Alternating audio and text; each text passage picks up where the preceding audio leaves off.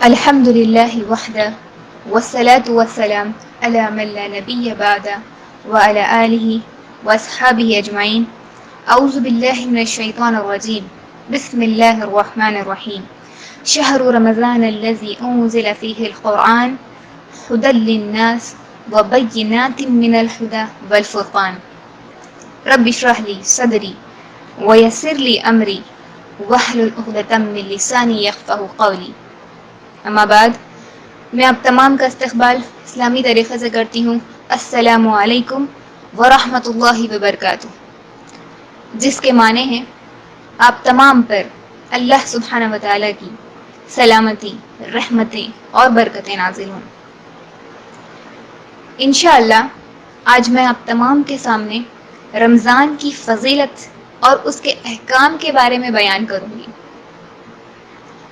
اللہ رب العالمین نے قرآن مجید میں سورہ بقرہ سورہ نمبر 2 کی آیت نمبر 185 میں فرماتے ہیں، ماہ رمضان وہ ہے جس میں قرآن اتارا گیا، جو لوگوں کو ہدایت کروانے والا ہے اور جس میں ہدایت کی اور حق و باطل کی تمیز کی نشانیاں ہیں. تم میں سے جو شخص اس مہینے کو پائے اسے روزہ رکھنا چاہیے. اس آیت سے یہ بات واضح ہے کہ اللہ نے رمضان کے مہینے میں قرآن کو نازل کیا. نہ صرف قرآن، اللہ نے تورات، زبور اور انجیل کو بھی رمضان میں نازل کیا، اور اللہ نے ان کتابوں کو ایک ساتھ اور ایک ہی مرتبہ اتارا.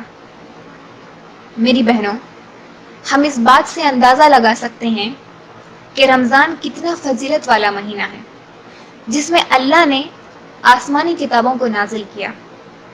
تورات، زبور اور انجیل کو اللہ نے ایک ساتھ ایک مرتبہ میں پیغمبروں کو نازل کیا، لیکن قرآن مجید کو بیت العزہ سے پہلے آسمان پر رمضان المبارک کے مہینے میں لیلۃ القدر کو ایک ساتھ ایک مرتبہ نازل کیا.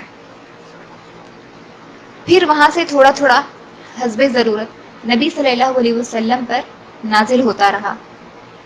اور جب کفار کا اعتراض تھا کہ قرآن سارا کا سارا ایک ساتھ کیوں نہیں اترا، جس کے جواب میں اللہ نے قرآن مجید میں سورہ فرقان سورہ نمبر 25 کی آیت نمبر 32 میں فرمایا، یہ اس لیے کہ تیرے دل کو برقرار اور مضبوط رکھیں. اس لیے اللہ نے قرآن کو تھوڑا تھوڑا نازل کیا. میری بہنوں، میں آپ تمام کے سامنے رمضان کی فضیلت سے پہلے قرآن کے تعلق سے چند خاص باتیں بیان کرنا چاہتی ہوں. جب قرآن نازل ہوا، عربی زبان میں نازل ہوا، اور آج بھی وہ ہمارے پاس اسی زبان میں موجود ہے. اور قرآن مجید کی ایک ایک آیت کب نازل ہوئی، کس لیے نازل ہوئی، یہ ہم بتا سکتے ہیں. اس کے علاوہ ایسی کوئی کتاب نہیں ہے جس کے ماننے والے بول سکے کہ اس کتاب کا لفظ یا لائن کب اور کس لیے نازل ہوا، سوائے قرآن مجید کے ہم مسلمانوں کے. ایک اور خاص بات یہ ہے کہ قرآن مجید کی حفاظت کا ذمہ اللہ رب العالمین نے کیا، اور قرآن مجید کی تعریف میں بیان ہو رہا ہے کہ ہدی للناس وبینات من الہدی والفرقان، یہ لوگوں کے دلوں کی ہدایت ہے اور اس میں واضح اور روشن دلیلیں ہیں. تدبر اور غور و فکر کرنے والا اس سے صحیح راستے پر پہنچ سکتا ہے. اور رمضان وہی مہینہ ہے جس میں ہمیں یہ ہدایت نصیب ہوئی. رمضان اللہ کی خاص رحمتوں اور برکتوں کا مہینہ، صبر کا مہینہ، رزق کا مہینہ، ایک دوسرے سے خیر خواہی کا مہینہ، جنت میں داخل ہونے اور جہنم سے آزادی حاصل کرنے کا مہینہ.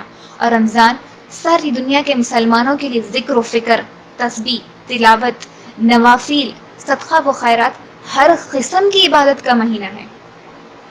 اور اس مہینے کی سب سے افضل عبادت روزہ رکھنا ہے، اور روزے کے بے شمار فضیلت اور اس کے فائدے ہیں. اللہ رب العالمین نے قرآن مجید سورہ بقرہ سورہ نمبر 2 کی آیت نمبر 185 میں فرماتے ہیں، یا ایھا الذین آمنوا کتب علیکم الصیام کما کتب علی الذین من قبلکم لعلکم تتقون۔ اللہ فرماتے ہیں اے ایمان والوں، تم پر روزے فرض کیے گئے جس طرح تم سے پہلے لوگوں پر فرض کیے گئے تھے تاکہ تم تقوی اختیار کرو۔ یعنی روزے کا فائدہ یہ ہے کہ ہمارے اندر اللہ کا تقوی، اس کا ڈر آتا ہے۔ وہ کیسے؟ جب ہم روزے کی حالت میں ہوتے ہیں تب ہمارے ذہن میں ہر وقت یہ خیال ہوتا ہے کہ اللہ ہمیں دیکھ رہا ہے، اور اس ڈر کی وجہ سے ہم اپنے آپ کو کھانے پینے سے روک لیتے ہیں، حالانکہ عام دنوں میں وہ چیزیں ہم پر حلال ہوتی ہیں، ہم نہیں کھاتے، پھر بھی چاہے ہم گھر میں اکیلے ہی کیوں نہ ہوں پھر بھی ہم نہیں کھاتے۔ کیوں؟ کیونکہ ہمارے اندر روزے کے ذریعے وہ تقوی آ جاتا ہے، اللہ کا وہ ڈر آ جاتا ہے کہ اللہ ہمیں دیکھ رہا ہے، ہم اپنے آپ کو کھانے پینے سے اور گناہوں سے روک لیتے ہیں۔ اسی طرح روزے کی فضیلت میں بخاری اور مسلم کی روایت، نبی صلی اللہ علیہ وسلم نے فرمایا روزہ جہنم سے ڈھال ہے جس طرح تمہارے کی لڑائی سے بچنے والی ڈھال ہوتی ہے، اور فرمایا جو شخص اللہ عز و جل کے راستے میں ایک دن روزہ رکھتا ہے، اللہ اس کا چہرہ اس دن کے یعنی آخرت کے دن جہنم سے 70 سال دور کر دے گا۔ یعنی روزہ وہ ہے جو جہنم سے ہمیں پروٹیکٹ کرے گا، وہ ہمارے لیے ڈھال ہوگا، اور صرف ایک دن کے روزے سے جہنم سے 70 سال دور کر دیے جائیں گے۔ تو ذرا غور کریں میری بہنوں، 30 دن کے روزوں پر کتنے سال ہم جہنم سے دور ہو جائیں گے۔ اسی طرح ہماری زندگی کے ہر سال رمضان کے مکمل روزے رکھنے پر جہنم سے ہم کتنے سال دور ہو جائیں گے۔ تو اللہ نے ہمیں یہ افضل موقع عطا کیا کہ ہم اپنے آپ کو جہنم سے دور کر لیں۔ اسی طرح بخاری اور مسلم کی ایک اور روایت، نبی صلی اللہ علیہ وسلم فرماتے ہیں جو شخص ایمان کے ساتھ اور طلب ثواب کے لیے رمضان کے روزے رکھتا ہے اس کے پہلے گناہ معاف کر دیے جاتے ہیں۔ میری بہنوں، کون نہیں چاہے گا کہ ہم سے جو گناہ ہو چکے ہیں اللہ ہمارے ان گناہوں کو معاف کر دیں، لیکن شرط اس کے لیے کیا ہے؟ ایمان کے ساتھ ثواب کی نیت سے رمضان کے روزے رکھنا ہے، نہ کہ اس لیے کہ ہم مسلمان گھرانے میں پیدا ہوئے تو ہمیں روزے رکھنا ہے، نہ اس لیے کہ ماحول میں گھر میں سب روزے رکھ رہے تو ہم بھی روزہ رکھ لیتے ہیں، یا کوئی پوچھے اگر روزہ ہے کیا تو نہیں بولنا اچھا نہیں لگتا تو روزہ رہ لیں گے، یا بڑوں کے حکم سے، بڑوں کی زبردستی سے ہم روزہ رکھ رہے۔ اگر ایسی نیتوں کے ساتھ روزہ رکھتے ہیں ہم تو ہمارا روزہ قبول نہیں ہوگا، اور نہ ہمارے گناہ معاف ہوں گے، اور نہ وہ روزہ ہمیں کوئی فائدہ دے گا۔ بلکہ میری بہنوں، ہماری نیت یہ ہونی چاہیے کہ یہ روزہ ہم اللہ کی خاطر رکھتے ہیں، یہ اللہ کے حکم سے ہم پر فرض ہے، ثواب حاصل کرنے، اللہ کی مغفرت حاصل کرنے کے لیے ہم روزہ رکھتے ہیں۔ یہ باتیں ہمیں اپنے بچوں کو بھی سکھانی چاہیے کہ ہم روزہ کیوں رکھتے ہیں، اور خاص طور پر اس وقت جب وہ شروعات میں روزہ رکھتے ہیں، یعنی کہ شروعات سے ہی ان کی اصلاح ہو جانی چاہیے، انہیں معلوم ہو جانا چاہیے کہ ہم روزے کیوں رکھتے ہیں۔ اس کے بعد ایک اور بخاری اور مسلم کی روایت، ابو ہریرہ رضی اللہ عنہ روایت کرتے ہیں کہ رسول صلی اللہ علیہ وسلم نے فرمایا جب رمضان آتا ہے تو جنت کے دروازے کھول دیے جاتے ہیں اور جہنم کے دروازے بند کر دیے جاتے ہیں، اور شیاطین قید کر دیے جاتے ہیں۔ اس حدیث سے یہ بات معلوم ہوتی ہے کہ رمضان کی فضیلت کتنی ہے کہ اللہ اس مہینے میں جنت کے دروازے کھول دیتا ہے اور جہنم کے دروازے بند کر دیتا ہے۔ اس مہینے میں اللہ شیطان کو بھی قید کر دیتا ہے تاکہ آسانی ہو ہم پر، کیونکہ شیطان نے قسم کھائی کہ وہ سیدھی راہ پر بیٹھ کر ہمیں گمراہ کرے گا، جس کے بارے میں اللہ نے سورہ اعراف سورہ نمبر 7 کی آیت نمبر 16 میں بیان کیا۔ تو رمضان کے مہینے میں اس گمراہ کرنے والے شیطان کو ہی اللہ قید کر دے گا تاکہ ہم آسانی سے ثواب کو حاصل کر سکیں۔ اس کے بعد رمضان کی ایک اور فضیلت، مسلم کی روایت، عبداللہ بن عباس رضی اللہ عنہ فرماتے ہیں، رسول صلی اللہ علیہ وسلم نے انصار کی ایک عورت سے فرمایا، تم ہمارے ساتھ حج پر کیوں نہیں چلتی؟ عورت نے عرض کیا، ہمارے پاس صرف 2 اونٹ تھے، ایک پر میرا شوہر اور بیٹا دونوں حج کے لیے گئے، اب ایک اونٹ ہے گھر میں جس پر ہم پانی وغیرہ لاتے ہیں۔ رسول صلی اللہ علیہ وسلم نے فرمایا، اچھا جب رمضان آئے تو عمرہ کر لینا، اس کا ثواب بھی حج کے برابر ہے۔ میری بہنوں، یعنی رمضان میں ایک عمرہ کا ثواب حج کے برابر جتنا ہوتا ہے۔ رمضان کی فضیلت کے تعلق سے ایک اور حدیث، احمد اور طبرانی کی روایت، رسول صلی اللہ علیہ وسلم نے فرمایا، روزہ اور قرآن قیامت کے دن بندے کے لیے سفارش کرے گا۔ روزہ کہے گا، اے میرے رب، میں نے اس بندے کو کھانے پینے اور اپنی خواہشات پوری کرنے سے روکے رکھا، لہٰذا اس کے بارے میں میری سفارش قبول فرما۔ اور قرآن کہے گا، اے میرے رب، میں نے اس بندے کو رات قیام کے لیے سونے سے روکے رکھا، لہٰذا اس کے بارے میں میری سفارش قبول فرما، چنانچہ دونوں کی سفارش قبول کی جائے گی۔ میری بہنوں، یہ وہ 2 چیزیں ہیں جو کل یوم آخرت کے دن ہمارے ساتھ ہوں گے، ہمارے لیے اللہ سے سفارش کریں گے۔ اگر ہم چاہتے ہیں کہ یہ ہمارے سفارشی ہوں تو ہمیں روزوں کا اہتمام کرنا ہوگا اور قرآن کی کثرت سے تلاوت کرنی ہوگی۔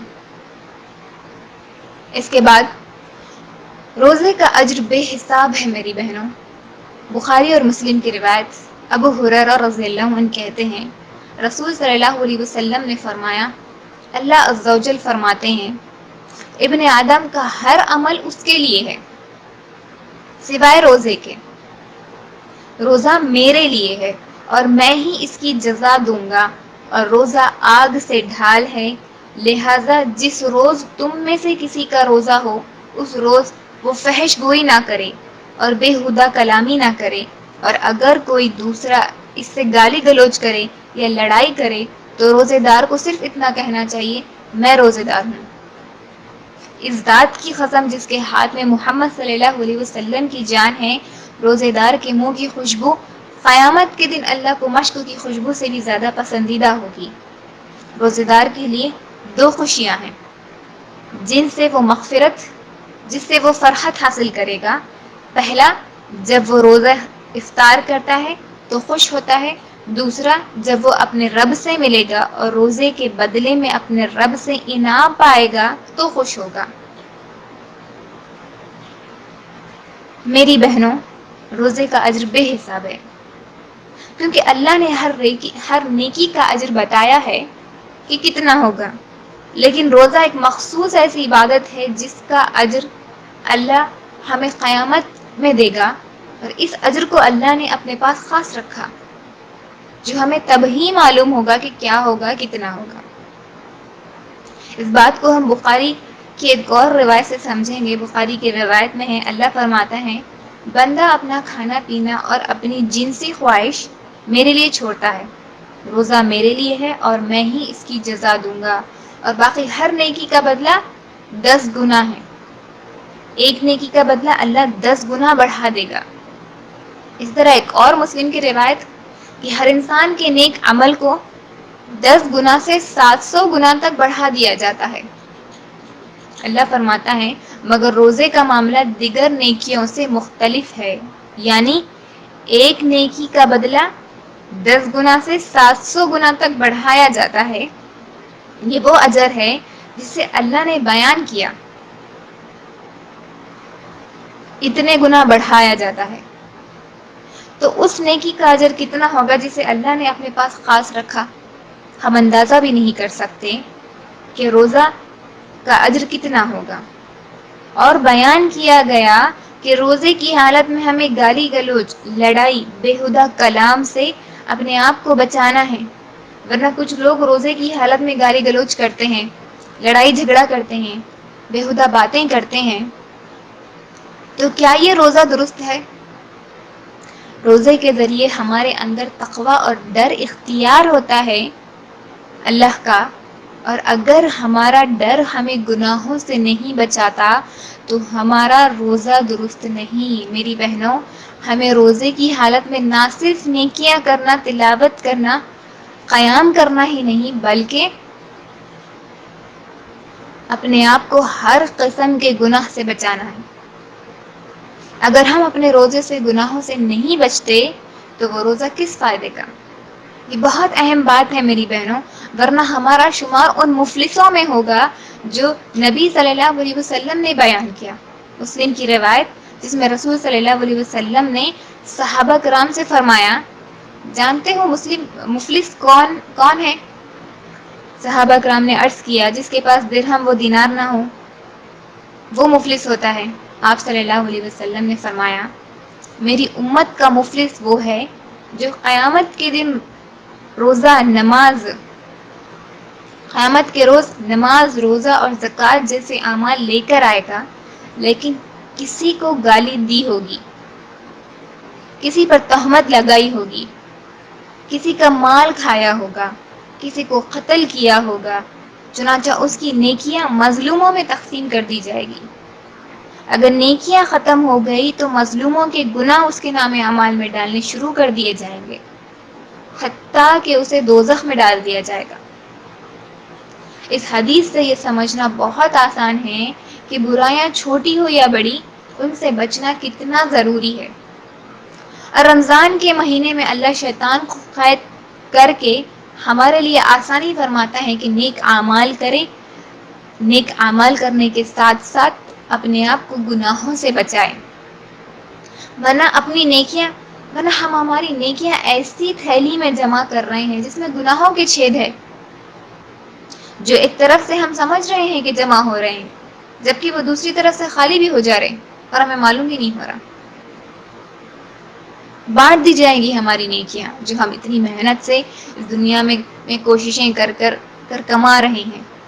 گناہوں سے نہیں بچیں گے، گناہ کو نہیں چھوڑیں گے، تو پھر یہ نیکیاں قیامت کے دن ہمارے کام نہیں آئے گی، لوگوں میں بانٹ دی جائے گی اور لوگوں کے گناہ ہمارے سر ڈال دیے جائیں گے. اگر نیکیاں ختم ہو گئی تو نہ صرف ہمیں نیکیاں کرنا ہے، بلکہ ساتھ ہی ساتھ اپنے آپ کو ہر بڑے چھوٹے گناہوں سے اپنے آپ کو بچانا ہے. میری بہنوں، رمضان ہمارے لیے ٹریننگ کا مہینہ ہے. اللہ ہمیں ہر سال یہ ٹریننگ دیتا ہے کہ ہمیں اپنے باقی مہینے اور باقی زندگی کس طرح گزارنی ہے، تو ہم اس ٹریننگ سے کتنا فائدہ حاصل کر رہے ہیں. مثال کے طور پر جب ایک ڈاکٹر بننا ہوتا ہے یا ٹیچر بننا ہوتا ہے تو انہیں کچھ وقت تک ٹریننگ دی جاتی ہے. اس کے بعد وہ کیا کرتے ہیں؟ اس ٹریننگ کا فائدہ اٹھاتے ہیں، مال کماتے ہیں، عزت کماتے ہیں، وغیرہ وغیرہ چیزیں حاصل کرتے ہیں دنیا میں. تو میری بہنوں، اللہ کی اس سب سے بہترین ٹریننگ سے ہمیں کیا کچھ کمانا چاہیے تھا یا کیا کچھ کما لینا چاہیے تھا، اور آج ہم کہاں ہیں. اس مہینے کے ذریعے ہماری زندگی میں کتنی تبدیلیاں آ جانی چاہیے، ہماری زندگی میں ہر سال سدھار میں اضافہ ہونا چاہیے تھے، مگر ہم وہی گناہوں کی زندگی میں ہیں. کوئی بھی چینج ہماری زندگی میں نہیں. ہمارے ان روزوں کے ذریعے کسی قسم کی تبدیلی نہیں ہماری زندگی میں. مطلب ہم کہیں نہ کہیں غلطی کر رہے ہیں. مطلب یہ کہ ہم وہ نیکیاں، وہ نیک اعمال صرف رمضان کی حد تک لمیٹڈ کر دیے، اس لیے ہماری عام زندگی میں ہمیں اس سے کوئی فائدہ حاصل نہیں ہو رہا، نہیں مل رہا ہے. جبکہ روزوں کے بے شمار فائدے ہیں. صرف نیکیاں ہی نہیں بلکہ روزوں کے ذریعے روحانی، جسمانی اور اجتماعی فائدے بھی حاصل ہوتے ہیں. جیسے روحانی فائدے میں ہمارے اندر صبر اور تقوی آتا ہے، ہم اپنے نفس پر کنٹرول کرنا سیکھتے ہیں، یہ روحانی فائدہ ہے. جسمانی فائدے میں ہمارے باڈی کے جو ٹاکسنز ہوتے ہیں، جو خرابیاں ہوتی ہیں، جو ہمارے اسٹمک میں یعنی پیٹ میں جو خرابیاں ہوتی ہیں، جو ہماری آنتوں میں یعنی انٹسٹائن وغیرہ میں جو خرابیاں ہوتی ہیں، روزوں کے ذریعے یہ تمام خرابیاں درست ہو جاتی ہیں۔ سائنٹیفکلی بھی یہ پروو ہے کہ روزوں کے ذریعے بڑی بڑی بیماریاں ٹل جاتی ہیں۔ تو دیکھیے میری بہنوں، اللہ نے اس میں دو طرف سے ہمیں فائدہ ہی رکھا ہے، ہر طرف سے ہم روزے سے فائدے حاصل کر سکتے ہیں۔ اور اجتماعی فائدے میں ماحول میں لوگوں میں پڑوسیوں کے ساتھ خیر خواہی کا معاملہ بڑھ جاتا ہے، معاشرے میں برائیاں کم ہو جاتی ہیں، ماحول میں صدقہ و خیرات کا معاملہ، مدد کا معاملہ بڑھ جاتا ہے، ایک دوسرے کی مدد کرنا میں لوگ آگے بڑھتے ہیں۔ اس طرح کے بے شمار فائدے ہمیں اس مہینے میں ملتے ہیں، دنیا اور آخرت دونوں اعتبار سے ہمیں مل رہے ہیں، ہے نا؟ دنیا میں بھی بے شمار فائدے حاصل ہو رہے ہیں اور آخرت میں تو اس کے فائدے ہی فائدے ہیں۔ لیکن یہ سارے فائدے صرف رمضان کی حد تک ہم کر دیے، جبکہ ہمیں اس طرح اپنی عام زندگی گزارنی ہے اسی طریقے سے۔ اس کا یہ مطلب نہیں ہے کہ ہمیں روزہ رہنا ہے ہمیشہ، بلکہ روزہ رمضان کے مہینے میں رہنا ہے جس طرح ہم روزوں کی حالت میں زندگی گزارتے ہیں، یعنی نیکیاں کرتے ہیں، گناہ سے بچتے ہیں، ہر چھوٹے بڑے گناہوں سے بچتے ہیں، ہر چھوٹے بڑے نیکیاں کرنے کی کوشش کرتے ہیں، وہ ہمیں ہمیشہ کرنا ہے، اسی طرح ہمیشہ اپنی زندگی کو گزارنے کی کوشش کرنا ہے، یعنی ہر صغیرہ و کبیرہ گناہوں سے اپنے آپ کو بچانا اور نیک اعمال میں اضافہ کرنا ہے۔ اس طرح سے رمضان کے مہینے کا فائدہ اٹھانا ہے، رمضان کا مہینہ گزرنا ہے اور عام زندگی بھی اسی طریقے سے ہمیں گزارنا ہے۔ اب رمضان کے مہینے کی تیاریوں اور دوسرے اعمال کے بارے میں کچھ باتیں بیان کرنا چاہوں گی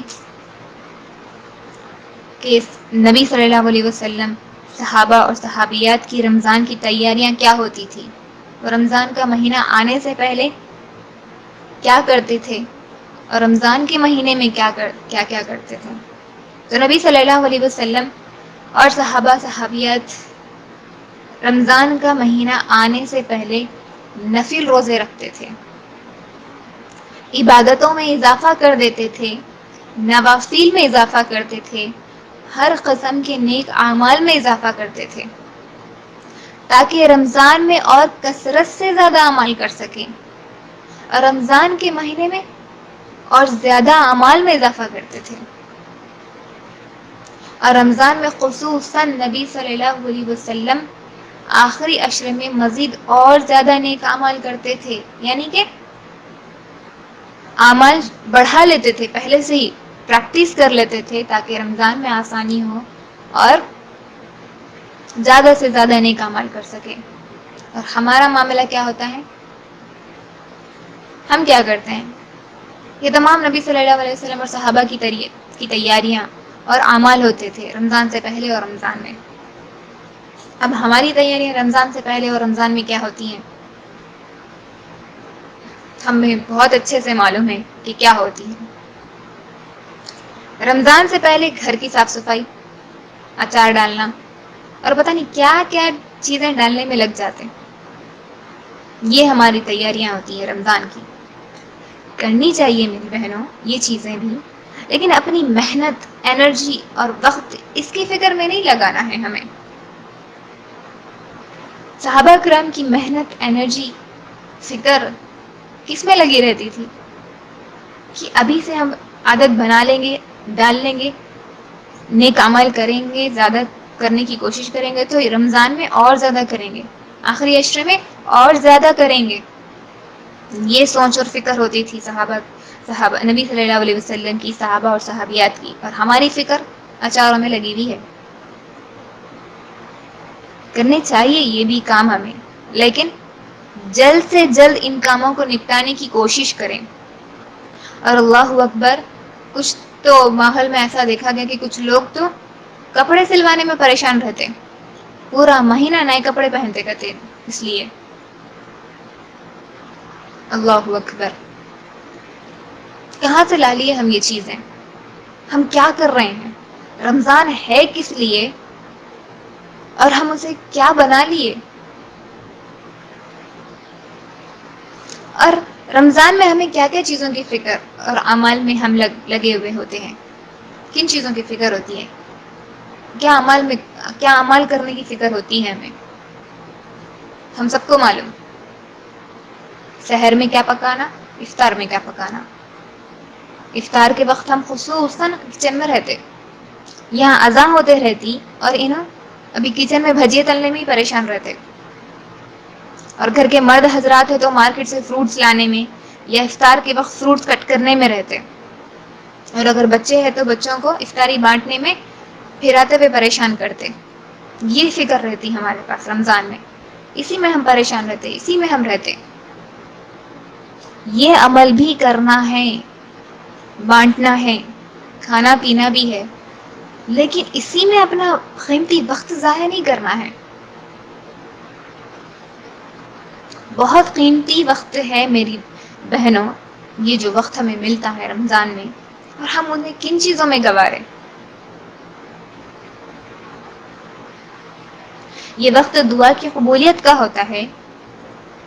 اس وقت میں ہمیں اللہ سے دعا کرنا ہوتا ہے کہ اللہ ہماری عبادتوں کو، ہمارے روزوں کو قبول کر ہماری مغفرت فرما، یہ دعائیں کرنا ہوتا ہے۔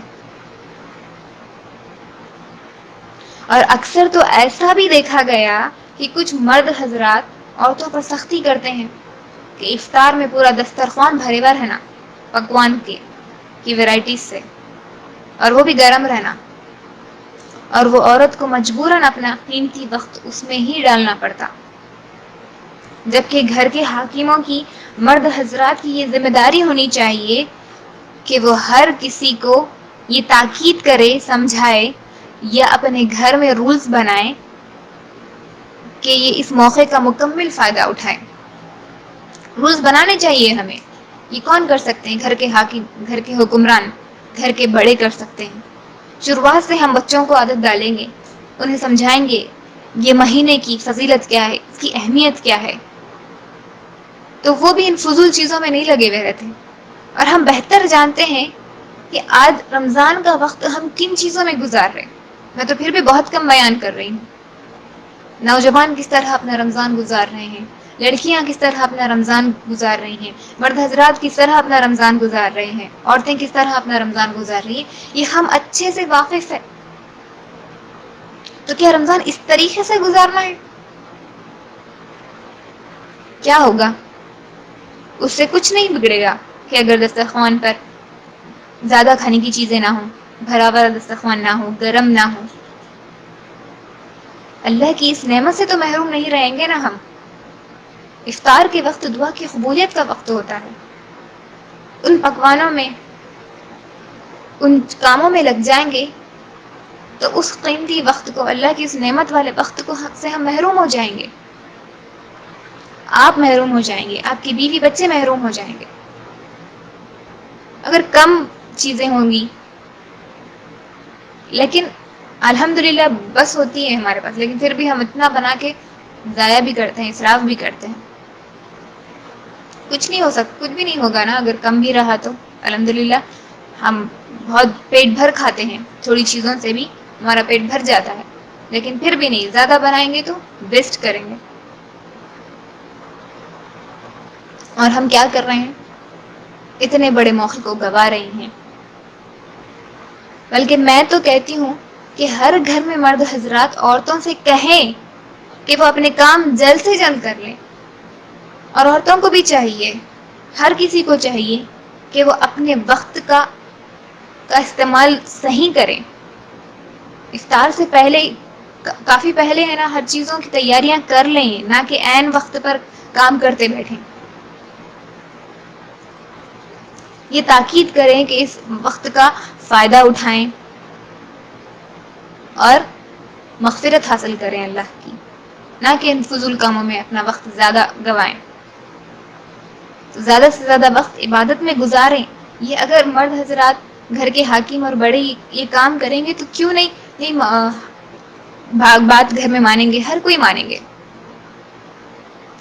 لیکن ہمارے پاس نہیں کرتے، وہ سختی نہیں کرتے، صرف بول لیتے، بولنا ہے تو بولنے والے پھر بھی بولتے، اور کچھ لوگ بولتے ہی نہیں، کیونکہ وہ خود بھی نہیں کرتے نا، اس لیے۔ اس کے بعد آخری عشرے کی باری آتی، وہ وقت ہمارا کہاں گزرتا؟